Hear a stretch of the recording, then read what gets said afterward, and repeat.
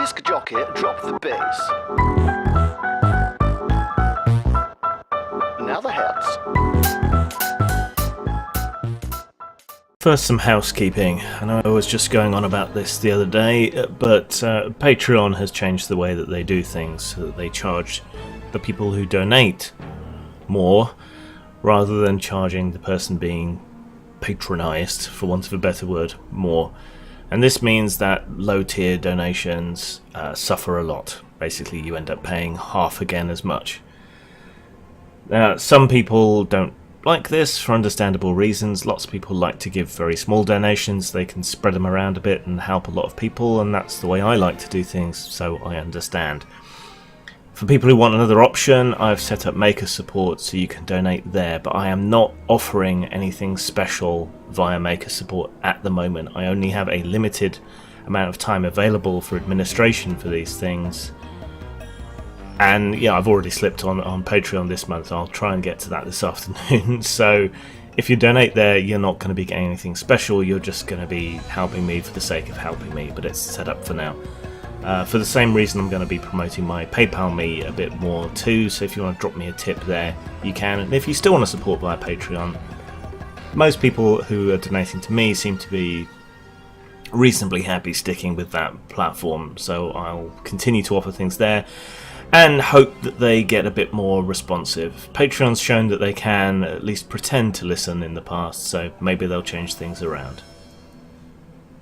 Seems like I make one of these videos every month or two at the moment, and that just reflects the state of political discourse, the state of political education, the misuse of terminology that goes on. But this is I am determined to get through to people on this by hook or by crook, and I will keep making videos until I stumble upon the way that actually gets through to people. And whenever you start talking about socialism, someone will pop up, usually American, and start going on about the Soviet Union and Holodomor and Venezuela and Cuba and all of this, and the whole time you're just going, wait, no, I'm trying to talk about no, I want to talk about socialism, and not communism. Not that was communism either, but they never listen, they never get to that point, because no one seems to know what socialism is. And this goes for a lot of people who profess to be socialists as well. It's a tricky problem, and I keep trying to find ways to get across to people what the difference is and why they're wrong. And all you get in response is these stupid memes of, it wasn't true socialism, let's try again. It's not that it's not true socialism, it's that it's not socialism at all. Let's get the main point out of the way first, and then I'll get into the minutiae and specifics. Alright? The basic takeaway that you need is to understand that Marxism and socialism are different things. Now, it does confuse matters slightly, because Marxists use the term socialism as well, but they use it to mean something entirely different to socialism as its own individual separate ideology, which predates Marxism, by the way. So to make things easier, we'll refer to this as Marxist socialism and democratic socialism, though it needn't be democratic socialism. That's typically how it has shaken out. So to all intents and purposes, Marxist socialism, democratic socialism, which is easier than saying Marxist socialism and non-Marxist socialism, at least in my point of view. So you don't have to like either ideology at all. You can be against them. I don't care. At this point, I'm not really making an argument for or against either of them. You know, you can hold whatever point of view you like on one, t'other, or both. What I'm arguing for is proper use of terminology. Because if you start criticising democratic socialism with criticisms of Marxist socialism, there's just no point. You're not having the conversation that is being had. You're having your own argument against a straw man. And that's just the end of things, really. I mean, suppose I offered you an apple,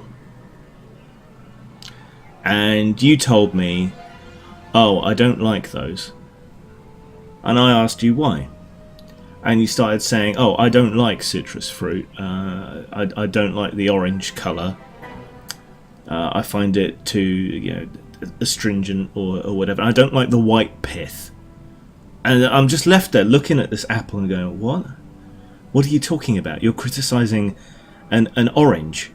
This is an apple, not an orange at all. What are you talking about?"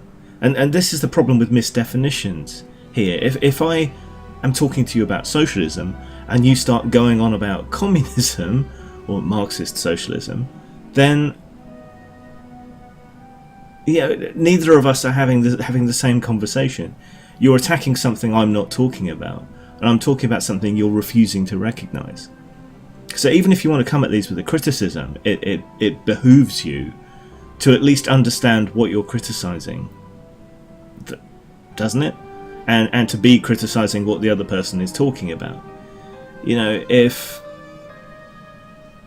someone's trying to talk to me about anarcho-capitalism, and I start going on about the problems with totalitarianism, we're having separate conversations the same way.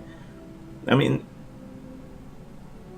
in my example, they're both fruit in the same way that both Marxist socialism and democratic socialism are both political ideologies. But that doesn't mean they're the same, it doesn't mean they're identical, it doesn't mean they're part of the same thing. I mean, you can narrow it down further, they're both left-wing ideologies. That's about as far as you can go, really. That's where things start to diverge. It's like you can say oranges and lemons are both fruit, they're both citrus fruit, but they are still different. So if you're going to be criticising something, like I say, it behooves you to actually be criticising what someone's talking about, and from a position of understanding. And an informed criticism is so much better than an ignorant one. So what's Marxist socialism? Marxist socialism is intended as a transitional stage on the path to communism. Communism is a stateless way of organising society in which everything is held in mutual, and there's no state, there's no organisational structure. So when people say communism has never been tried, they're technically correct. It has been tried on small scales, and it's reasonably successful on those scales, but whenever anyone has tried to apply it on a large, grandiose societal scale, it has failed in various ways. And what this seems to come down to, in my opinion, is that it fails at the stage of Marxist socialism. Marxist socialism is when everything is supposed to be taken into the power of the state and centralised and planned in order to transition to communism. But this, like any overly centralised power, seems to be vulnerable to corruption and takeover and so forth. And thus far, in every instance where Marxists have tried to do this, it has gone horribly awry, because all the power tends to end up in the hands of a charismatic revolutionary dictator, essentially, and then it transitions into totalitarianism under that leader or their successor. That's slightly more common, rather than ever actually transitioning to communism. So that's where that tends to fall down, and I would agree with that criticism of that. But they are technically correct when they say communism has never been tried. Marxist socialism has been tried and has failed horribly. Democratic socialism, on the other hand, has been tried and has massively succeeded. So how can I say this? Well, certain critics on YouTube like to say that social policies aren't socialism, but the sheer fact of the matter is that they are. Democratic socialism is a fairly pragmatic ideology, in the same way that you could say democratic conservatism or democratic liberalism are, in that it's willing to make compromises. And every first world state incorporates socialism to one degree or another. Now, I would say that the more successful societies in the West, which I regard as being the Scandinavian societies, are the ones that have been more socialist. They have more social investment. They apply the law more evenly. These are socialist principles. But even the United States incorporates a degree of socialism, though they never went as far as European nations, and they've eroded a lot of that since, and I believe that to be responsible for a lot of America's problems. But here, I'm not really here to advocate for socialism. I'm arguing about the definitions. So social programs are socialist. Treating people equally before the law is a key socialist principle. Equality can be interpreted a number of different ways. You can talk about equality of opportunity. In my opinion, that is a core socialist belief, and that's a good point of distinction between socialism and Marxist socialism. Marxism wants to regard everyone as the same, whereas socialism wants everyone to be equal before the law, equal opportunity, and so on.